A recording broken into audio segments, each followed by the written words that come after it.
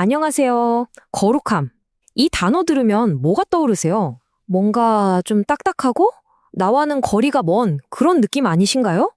근데 사실 이게 우리가 정말 많이 오해하고 있는 개념이라고 해요.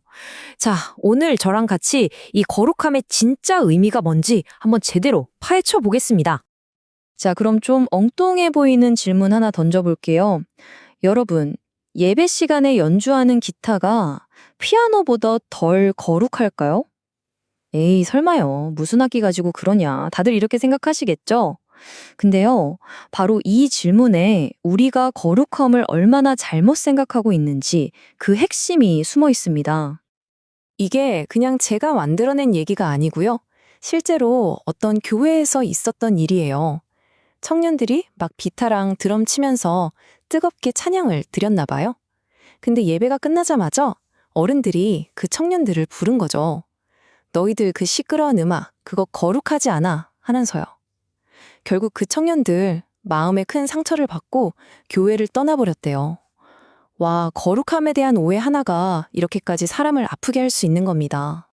바로 이런 게 우리 다 거룩함을 어떤 특정한 행동이나 뭐랄까 문화적인 취향 같은 거랑 연결짓는다는 걸 보여주는 거죠. 조용한 피아노 소리는 거룩하고 드럼이랑 기타 소리는 세상적이다. 뭐 이런 식으로요. 근데 오늘 우리가 파헤쳐볼 내용에 따르면 이건 거룩함의 본질을 정말 완전히 잘못 달고 있는 거라고 합니다. 아니, 근데 거룩함을 좀 잘못 안다고 해서 그게 그렇게까지 위험한가요? 네, 위험합니다. 왜냐하면 좋은 의도로 시작된 것들이 사람을 판단하고 상처 입히는 무서운 도구로 변질될 수 있거든요. 그 뿌리가 어딘지 한번 같이 따라가 보시죠. 이런 오해의 역사는요, 생각보다 훨씬 깊어요. 심지어 하나님이 직접 주신 율법 있잖아요. 이것조차도 원래 목적과는 전혀 다르게 사용되었다는 거예요. 율법의 진짜 목적은 내 힘으론 안 되는구나. 나에겐 구원자가 꼭 필요하구나. 이걸 깨닫게 하는 거였거든요. 근데 사람들은 이걸 가지고 뭘 했냐? 나는 이만큼 지켰어! 하면서 자기 의를 드러내고 못 지키는 사람들을 손가락질하는 잣대로 써버린 거죠. 예수님이 이런 모습을 보시고 정말 화를 내셨어요. 그냥 화를 낸 정도가 아니라 이 위선자들아, 독사의 자식들아, 와, 정말 상상할 수 있는 가장 강한 말로 꾸짖으셨습니다. 거룩함을 자기 자랑거리로 삼는 게 얼마나 심각한 문제인지 여기서 딱 드러나는 거죠. 자, 그럼 이제까지 우리가 잘못 알았던 것들은 싹 걷어내고요. 이 거룩함의 진짜 의미, 그 핵심으로 들어가 보겠습니다. 그 키워드는 바로 구별됨입니다. 이 개념 하나가 모든 걸 바꿔놓을 거예요. 성경이 원래 쓰여진 언어 있잖아요. 히브리어로는 카도시, 헬라어로는 하기오스라고 하는데 이 단어들의 핵심 뜻이 바로 따로 떼어놓다, 구별하다 이거예요. 어떤 특별한 목적을 위해서 딱 분리해 놓은 상태. 그러니까 거룩함은요, 우리가 뭘 하는가의 문제가 아니에요. 우리가 누구인가, 우리의 정체성에 대한 이야기라는 겁니다. 여기서 정말 기가 막힌 비유가 하나 나오는데 바로 우리나라의 암행어사예요. 한번 상상해 보세요. 겉모습은 그냥 남루한 행색의 보통 사람이잖아요. 근데 그 사람의 진짜 정체는 뭐죠? 왕이 보낸 특별한 존재라는 거죠. 그 신분은 겉모습에서 나오는 게 아니라 왕에게 구별되었다는 그 사실 자체에서 나오는 거잖아요. 거룩함이 바로 이렇다는 겁니다. 겉으로 보이는 행동이 아니라 눈에 보이지 않는 본질적인 신분에 대한 이야기인 거죠. 근데 이 구별됨이라는 개념이요, 스케일이 훨씬 더 큽니다.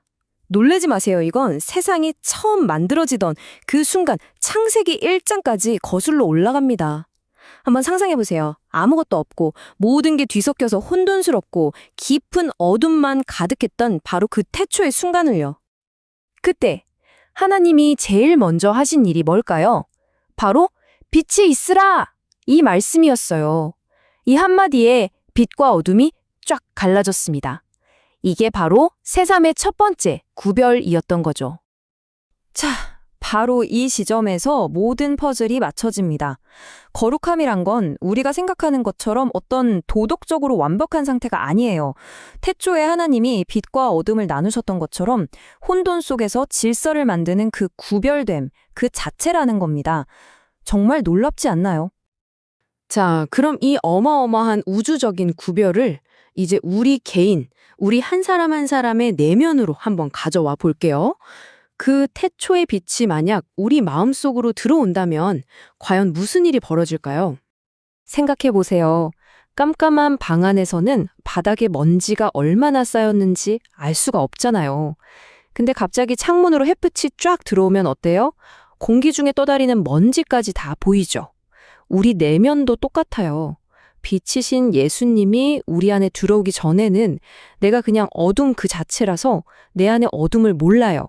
근데 빛이 딱 들어오는 순간 그동안 보이지 않았던 내 안의 온갖 이기심과 죄들이 정말 고통스러울 정도로 선명하게 보이기 시작하는 겁니다.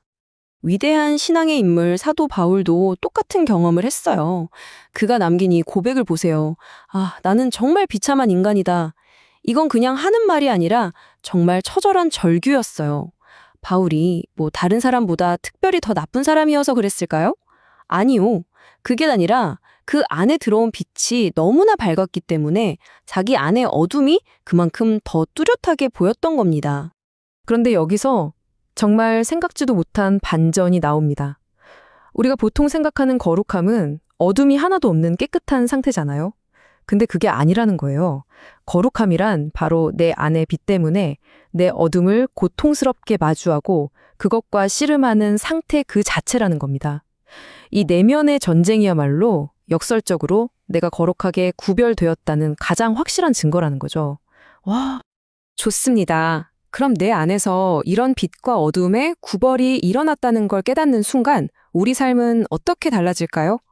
자, 이제 마지막으로 이 내면의 변화가 우리를 어떤 새로운 삶으로 이끌어가는지 한번 살펴보겠습니다.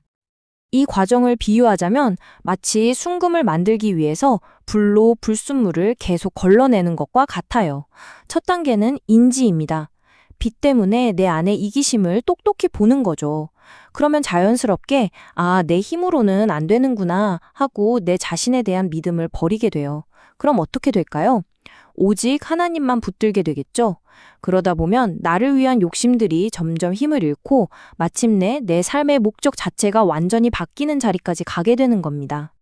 결국 우리 앞에는 두 갈래 길이 놓이는 셈이에요. 한쪽 길에서는 세상이 계속 속삭이죠. 인생 짧아, 너 하고 싶은 대로 살아, 돈, 명예, 성공을 좇아. 하지만 구별된 삶은 완전히 다른 방향을 봅니다. 이 땅이 끝이 아니라 영원과 연결되어 있다는 걸 알기 때문이죠. 세상이 중요하다고 말하는 것들 대신 아주 작은 것들에 감사하고 보이지 않는 더 큰 목적을 위해 살아가는 삶. 바로 그 길에서 진짜 기쁨을 찾게 된다는 겁니다. 정리하자면 거룩한 삶이란 건 어떤 규칙을 잘 지키는 착한 사람 코스프레가 아니었어요. 내 안에 들어온 빛 때문에 세상을 다르게 보고 다른 목적지를 향해 걸어가는 그 여정 자체를 말하는 거였습니다. 자, 그렇다면 오늘을 살아가는 여러분의 삶에서 세상의 가치와 여러분을 구별시켜 주는 것은 과연 무엇인가요? 한번 깊이 생각해 보시면 좋겠습니다.